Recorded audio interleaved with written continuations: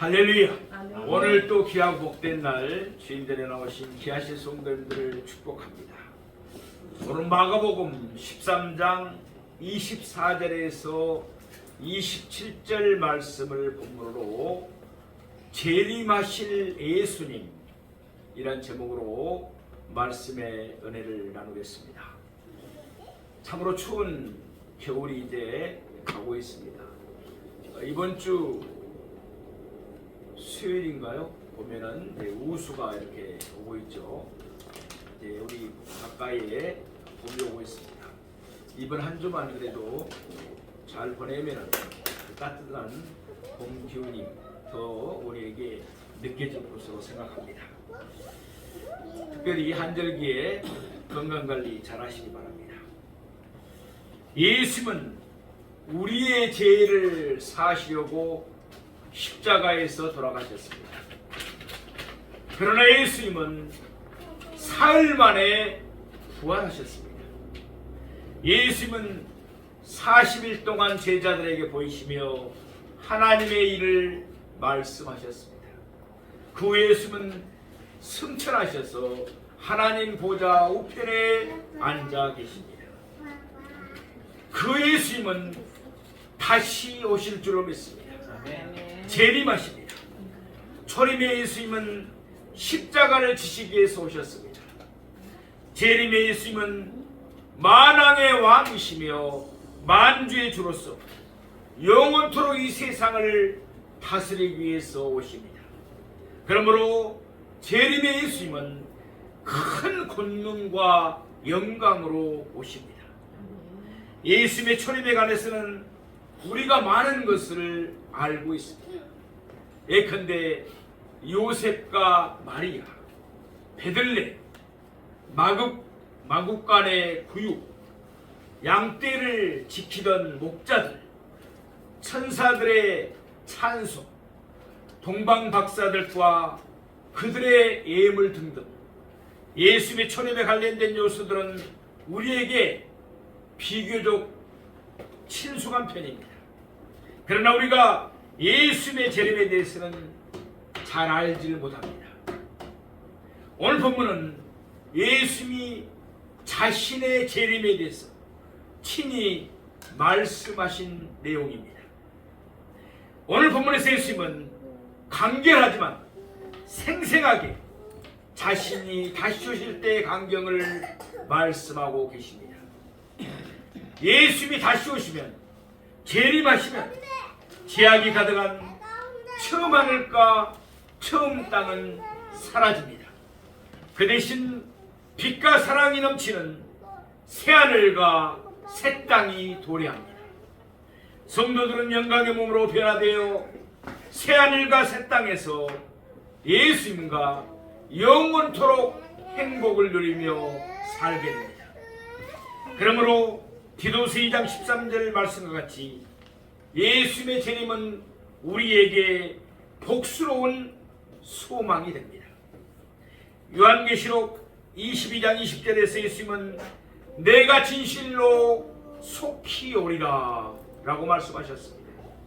그러자 사도 요한은 아멘 주 예수여 오시옵소서 라고 기쁨으로 응답했습니다. 아멘 주 예수여 오시옵소서. 마라나타, 우리에게도 이와 같은 기다림이 있어야 할 것입니다. 다시 오실 예수님을 사모하는 마음으로 기다리는 우리 모두가 되기를 원합니다. 그러면 이제부터 오늘 본문을 세 대지로 나누어서 좀 더 자세하게 상고해 보겠습니다. 첫째로 예수님은 큰 환난 후에 다시 오십니다. 우리 마가복음 13장 24절에서 25절 말씀을 보겠습니다. 그때 그 환난 후 해가 어두워지며 달이 빛을 내지 아니하며 별들이 하늘에서 떨어지며 하늘에 있는 권능들이 흔들리리라. 아멘. 그때 그 환난은 예수님이 오시기 바로 직전에 대환난을 말합니다. 19절에서 예수님이 밝히신 바와 같이 창조 이래 그런 환난이 없었고 또한 그 후에도 그런 환란이 없을 정도로 큰 대환란입니다. 마지막 때 유대인들은 나라를 회복합니다. 우리가 잘 아는 대로 지금 이스라엘 나라는 회복이 되었습니다. 이미 이루어졌습니다. 그들은 성전을 재건할 것입니다. 그런 동안에 세계적으로 한 강력한 지도자가 등장할 것입니다. 유대인들은 그가 적 그리스도임을 모르고 그와 더불어 한 이레의 언약을 맺을 것입니다. 이레의 절반의 적 그리스도는 유대인들과의 언약을 파기할 것입니다. 그는 자기의 신상을 성전에 세울 것입니다. 이로써 다니엘이 말한 바 멸망에 가정한 것이 거룩한 곳에 세워지게 될 것입니다. 이때부터 이 땅에는 대환란이 일어날 것입니다. 대환란의 기간은 한 일회의 절반 동안입니다. 한 때와 두 때와 반 때, 곧 세 때 반 동안입니다. 1260일 동안입니다. 42달 동안이나 그 환란이 일어날 것입니다. 예수님이 다시 오시기 직전 이 땅에는 3년 6개월 동안 큰 환란이 있을 것입니다. 요한계시록에 있는 말씀과 같이 이 기간 동안에 7인이 차례로 떼일 것입니다. 곧이어 7나팔이 차례대로 불릴 것입니다.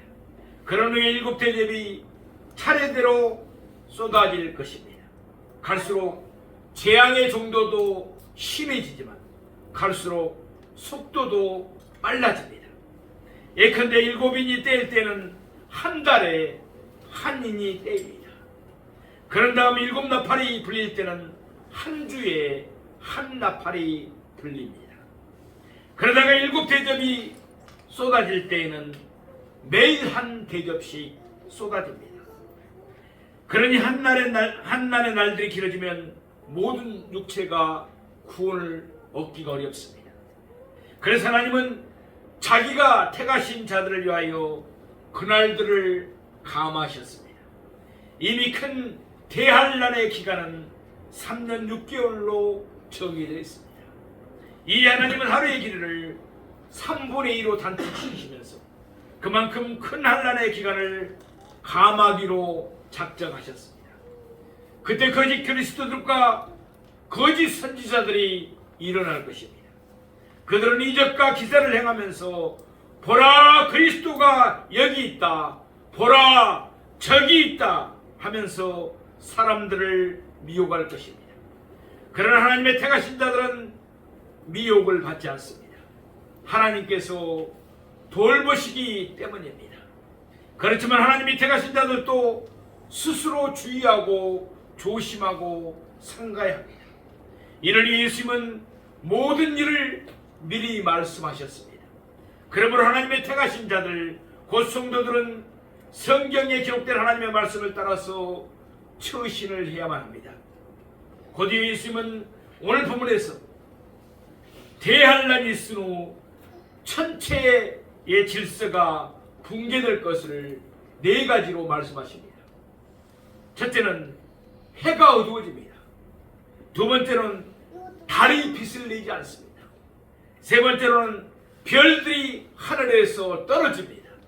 네 번째, 하늘에 있는 권능들이 흔들립니다. 물론 이와 같은 현상은 대환란 중에도 일어납니다. 그러나 갈수록 천체 이변이 일어나는 속도가 빨라지고 그 정도가 심해집니다. 그러다가 예수님이 다시 오신과 동시에 처음 하늘과 처음 땅은 완전히 사라지고 맙니다. 히브리서 1장 2절 말씀과 같이 예수님이 모든 세계를 지으셨습니다. 또한 히브리서 1장 3절 말씀과 같이 예수님께서 그의 능력의 말씀으로 만물을 붙들고 계십니다. 따라서 예수님이 하늘에 있는 권능들을 흔들어 버리시면 간성도, 중력도, 만윤력도 다 흔들 수밖에 없습니다. 예수님은 태양, 해를 만드셨습니다. 마지막 때 예수님은 그 태양을 어둡게 하실 것입니다. 해가 어두워지면 자연이 다른 빛을 내지 못합니다. 아울러 예수님은 하늘에 있는 권능들이 흔들리게 하실 것입니다. 말하자면 예수님이 만물을 붙드시던 그의 손을 놓아버리는 것입니다. 그러면 별들이 하늘에서 떨어질 수밖에 없습니다. 밤하늘의 유성이 한두 개 떨어지는 정도가 아닙니다. 요한계시록 6장 13절 말씀과 같이 하늘의 별들이 무화과 나무가 대풍에 흔들려 설익은 열매가 떨어지는 것 같이 땅에 우수수 떨어지는 것입니다. 이렇듯 예수님은 그의 제자들에게 자신이 다시 오시기 직전에 대환란이 있을 것이라고 말씀하셨습니다. 또한 그 대환란 후에 천체의 질서가 아해될 것이라고 말씀하셨습니다. 그런데 제자들은 예수님에게 말씀의 뜻이 무엇인가를 물어보지 않았습니다. 왜냐하면 예수님이 이 말씀을 처음으로 하신 것이 아니기 때문에 그렇습니다. 구약시대의 선지자들도 마지막 때 같은 현상이 있을 것임을 이미 말씀하셨습니다. 그러니까 제자들은 구약 성경을 통해서 이미 예수님이 말씀하신 바를 익히 알고 있었던 것입니다.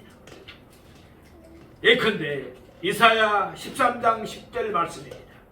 하늘의 별들과 별 무리가 그 빛을 내지 아니하며 해가 돋아도 어두우며 달이 그 빛을 비추지 아니할 것이로다. 이사야서는 해당에서 늘 익히던 책이었습니다. 따라서 제자들은 이 말씀을 자주 접했을 것입니다. 또한 요엘서 2장 31절 말씀입니다.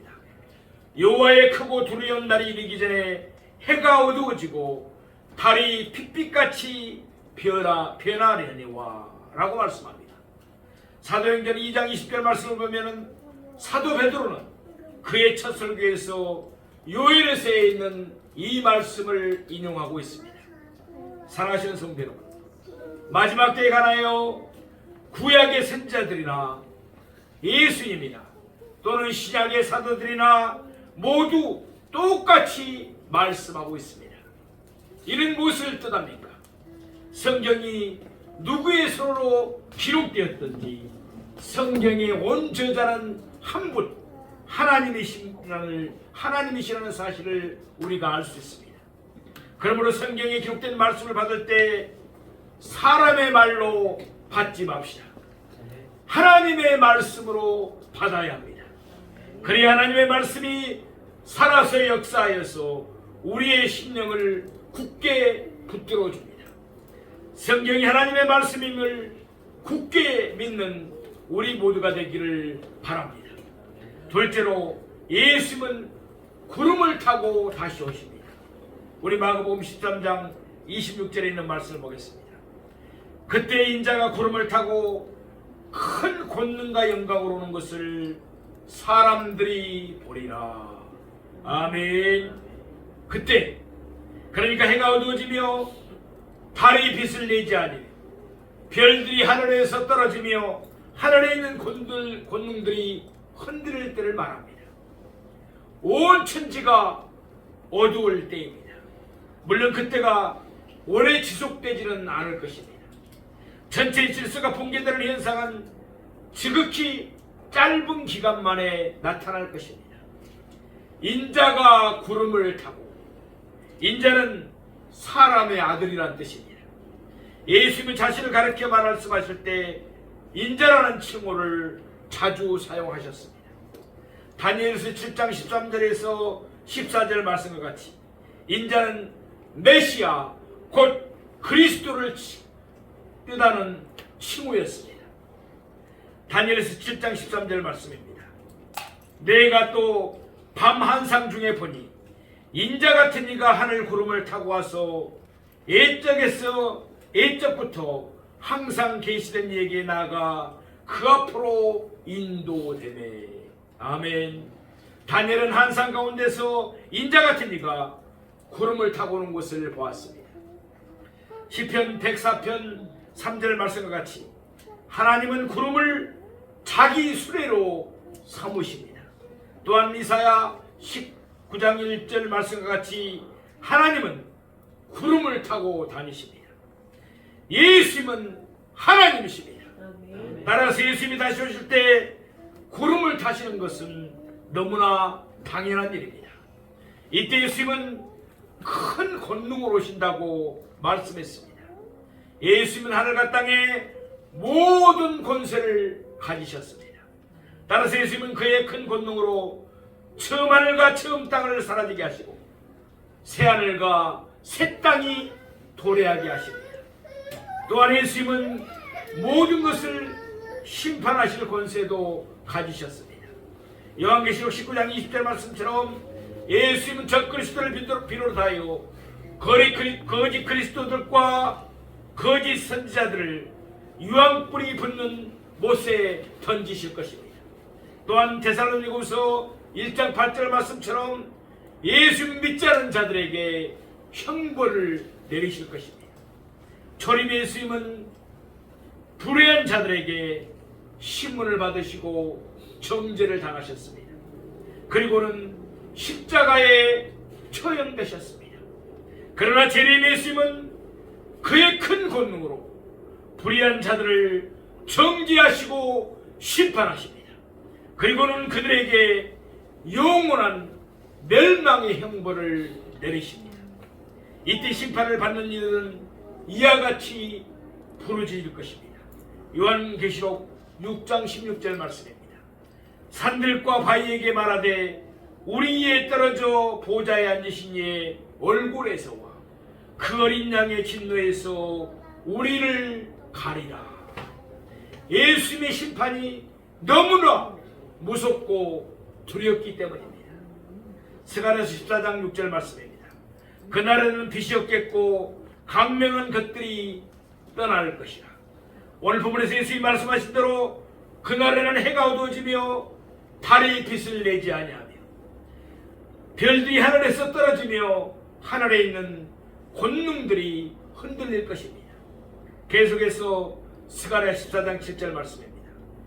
하나님 여호와께서 아시는 한 날이 있으리니 오직 하나님만이 아시는 한 날입니다. 이는 예수님이 다시 오실 날을 가리킵니다. 재림의 날을 가리킵니다. 낮도 아니요 밤도 아니라 하늘에 광명한 것들이 떠나면 낮과 밤의 구별은 완전히 사라집니다. 어두워갈 때 빛이 있으리로다. 여기서 어두워갈 때는 세상의 마지막 때를 가리킵니다. 온 세상이 캄캄할 그때 빛이 있을 것입니다. 어떤 빛입니까? 예수님이 큰 영광으로 오시기 때문에 예수님의 영광에서 나오는 찬란한 빛을 말합니다. 요한계시록 21장 23절 말씀과 같이 거룩한 성 곧 새 예루살렘 성은 해와 달의 비침이 쓸데가 없습니다. 이유가 무엇입니까? 그곳에 하나님의 영광이 비추기 때문입니다. 또한 어린 양이신 예수님이 그곳에 등불이 되시기 때문입니다. 예수님은 거룩한 성의 등불이 되셔서 영원토록 거룩한 성을 환하게 비추실 것입니다. 그러므로 그곳에는 다시 밤이 없겠고 등불과 햇빛이 쓸데가 없습니다. 그러니 예수님에게서 나오는 빛이 얼마나 밝고 찬란하겠습니까? 오늘 본문 26절의 끝부분에 있는 말씀입니다. 사람들이 보리라. 아멘. 온 천지가 캄캄합니다. 그러나 사람들은 예수님이 구름을 타고 큰 권능과 영광으로 오시는 것을 보게 됩니다. 예수님의 영광이 온 누리에 비추기 때문입니다. 요한계시록 1장 7절 말씀과 같이 예수님이 구름을 타고 오실 때 각 사람의 눈이 예수님을 보게 됩니다. 다시 말해서 모든 사람이 빠짐없이 구름을 타고 오시는 예수님을 봅니다. 이를 위해 분명히 예수님은 구름을 타고 온 세상을 두루 다니실 것입니다.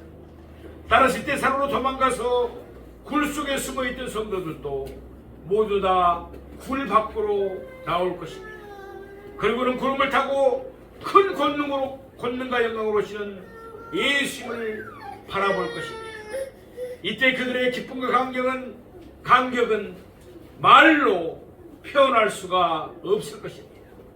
사랑하시는 성도 여러분, 큰 한란 후에 예수님은 다시 오십니다. 해가 어두워지며 달이 빛을 내지 아니하며 별들이 하늘에서 떨어지며 하늘에 있는 권능들이 흔들릴 때 예수님은 다시 오십니다. 예수님은 구름을 타시고 큰 권능과 영광으로 다시 오십니다. 따라서 어떤 사람이 우리에게 말하되 보라 그리스도가 여기 있다, 보라 저기 있다 해도 믿지 맙시다. 그런 말에 미혹을 받지 않도록 예수님은 모든 일을 우리에게 미리 말씀하셨습니다. 항상 예수님의 말씀에 위에 든든히 서 있는 우리 모두가 되기를 축복합니다. 아울러 한란을 당하셨습니까? 앞이 캄캄합니까? 그럴지라도 낙심하거나 절망하지 마십시다. 예수를 바라보며 예수님께 아뢰읍시다. 기도합시다. 예수님은 우리를 고아처럼 내버려 두지 아니하실 것입니다. 예수님은 구름을 타고 속히 우리를 찾아와 주실 것입니다. 예수님은 큰 권능으로 오셔서 우리를 한란에서 구원해 주십니다.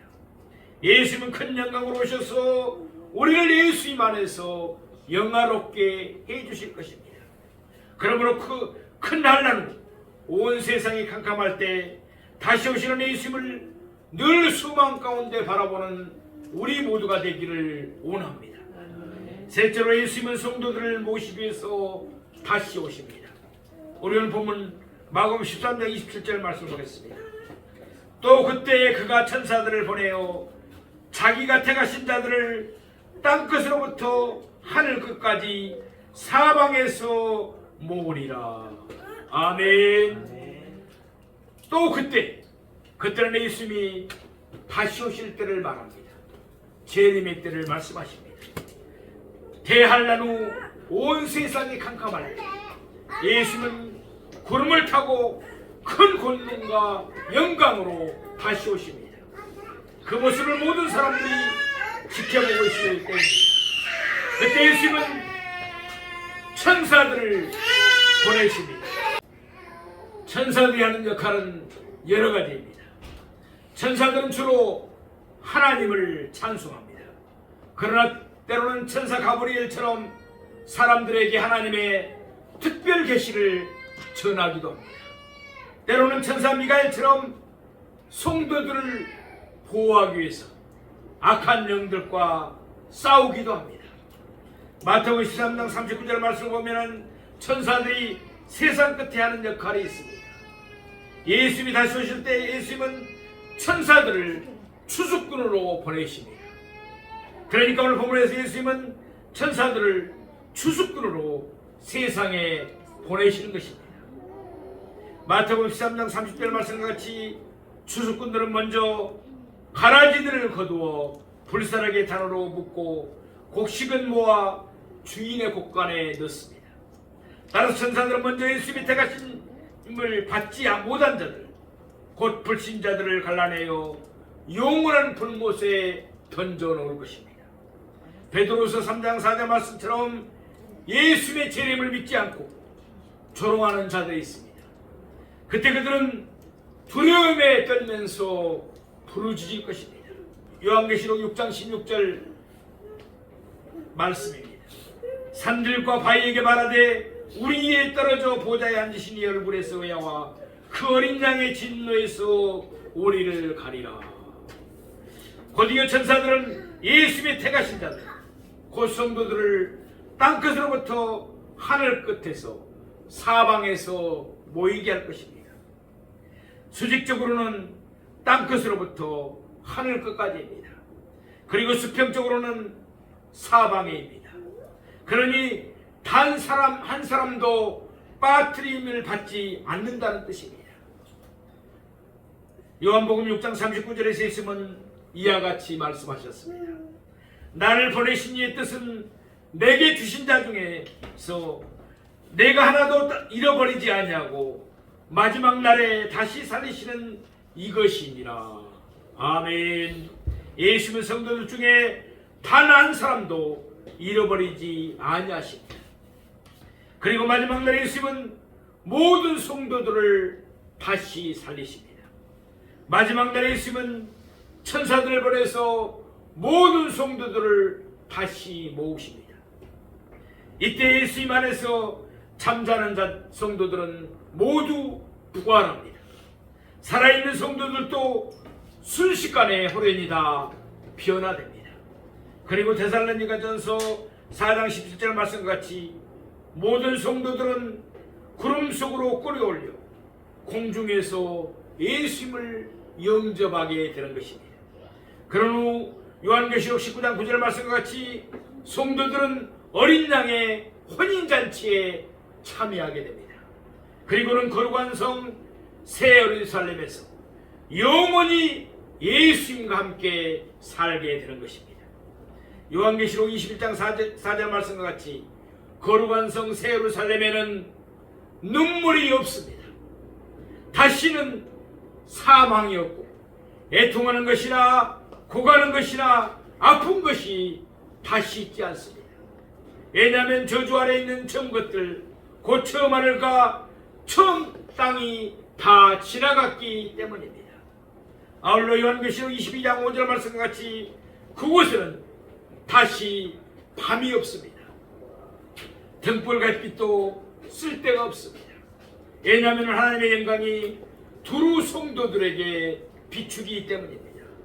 성도들은 그처럼 영화로운 곳에서 세세토록 악노릇하는 것입니다. 사랑하시는 성도 여러분, 예수님이 어느 때에 다시 오십니까? 대환란 후에 예수님은 다시 오십니다. 해가 어두워지며 달이 빛을 내지 않으며 별들이 하늘에서 떨어지며 하늘에 있는 권능들이 흔들릴 때 예수님은 다시 오십니다. 재림하십니다. 예수님 그러면 어떤 식으로 다시 오십니까? 예수님은 구름을 타시고 큰 권능과 영광으로 다시 오십니다.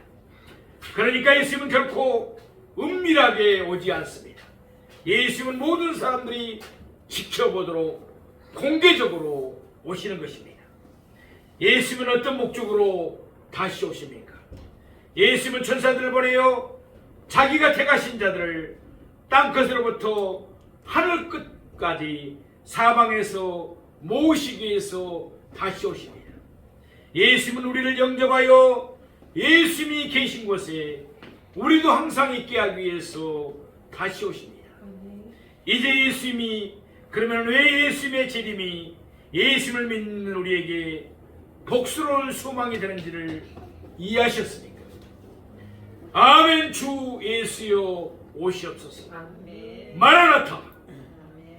다시 오실 예수님을 늘 사모하면서 날마다 예수님의 말씀을 따라서 살아가는 우리 모두가 되기를 원합니다. 아멘. 아울러 세상에서는 환난을 당하나 담대합시다. 예수님이 우리를 속히 찾아와 주십니다. 아멘. 예수님이 큰 권능으로 우리를 구원해 주십니다. 아멘. 예수님이 큰 영광으로 우리를 영화롭게 해 주십니다. 영원토록 살아계셔서 역사하시는 예수님을 늘 의지하면서 승리하는 우리 모두가 되시기를 주님의 이름으로 축원드립니다.